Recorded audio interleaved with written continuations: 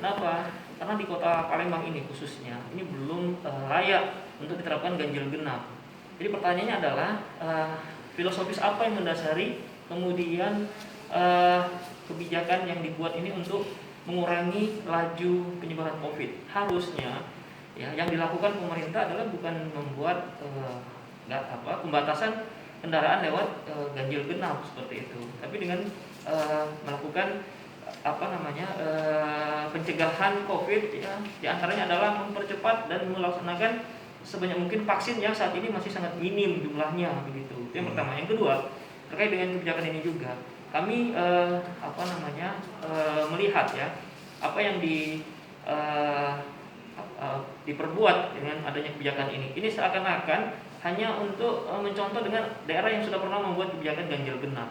Ternyata tidak sesuai dengan kearifan lokal yang ada di daerah kita begitu. Artinya kajian untuk melakukan kegiatan ganjil genap ini harusnya terlebih dahulu dilakukan, dan kami di DPRD tidak pernah dilibatkan terkait dengan kebijakan ganjil genap ini seperti itu.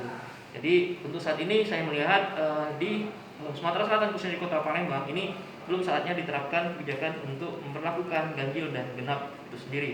Kalaupun untuk melakukan penekanan COVID, maka gugus tugas COVID di Provinsi Sumatera Selatan harus melakukan langkah-langkah yang lebih konkret. Ya, salah satunya adalah penegakan prokes yang lebih tegas. Ya, PPKM yang dilakukan hari ini saya melihat ini belum terlalu sungguh-sungguh terbukti dengan penegakan dan sanksi tegas pelanggar dari yang harus dikenakan sanksi ini sendiri, ini belum dilakukan secara masif seperti itu.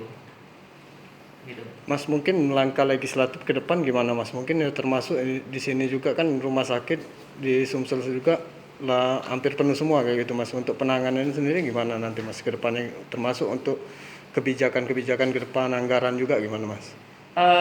Terkait dengan anggaran COVID ke depan, kami kemarin baru rapat dengan Dinas Kesehatan membahas RKPJ Gubernur ya tahun 2020. Salah satu yang menjadi titikan kami adalah dana refocusing yang kemarin dibuat untuk nakes ya, yang ternyata sampai dengan hari ini belum dicairkan. Ini menjadi titikan kami juga.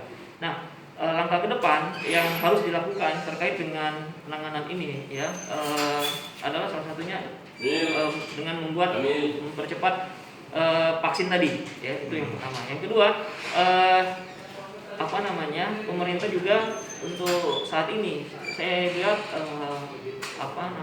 dalam hal melakukan 3T ya, tracing, testing ini masih terlalu lambat. Dan menurut data yang kemarin disampaikan oleh Dinkes kepada kami, kalau secara di Sumatera Selatan, satu orang yang terpapar ini baru 1-2 orang yang dilakukan testing. Harusnya idealnya satu orang yang terpapar 15 orang yang harus dilakukan testing di sekitarnya. Nah, ini yang harusnya dilakukan. Kenapa sampai dengan hari ini Sumatera Selatan belum melakukan hal tersebut. Akan kami sampaikan di catatan di paripurna besok ya, di hari Senin, terkait dengan bagaimana penanganan COVID di Sumatera Selatan yang masih belum maksimal menurut saya seperti itu. Jangan lupa subscribe, share, komen, dan like ya.